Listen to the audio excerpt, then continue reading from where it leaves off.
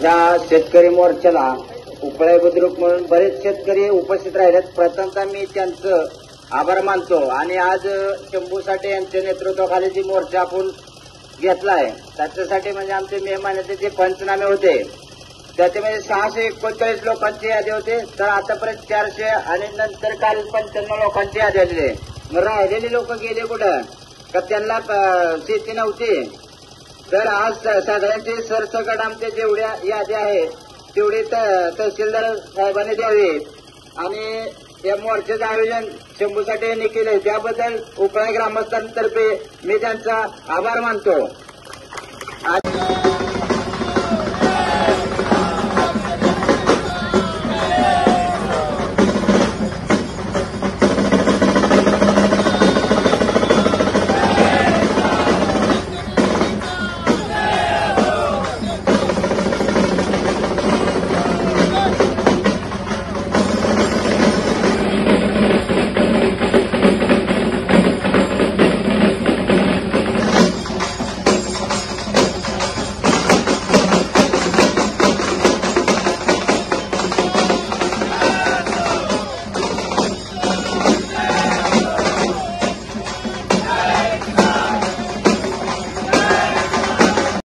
लोकांची यादी होते, तर आतापर्यंत 400 आणि नंतर काल 95 लोकांची यादी आलेली आहे.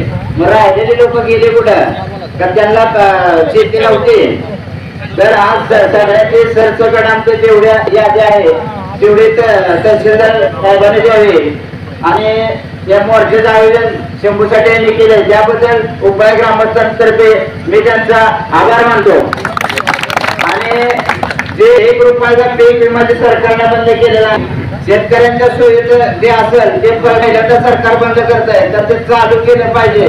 सरकारला विनंती आहे. आणि जे हेक्टरी 50,000 होतं ते 50 वरून 32,500 आणलं.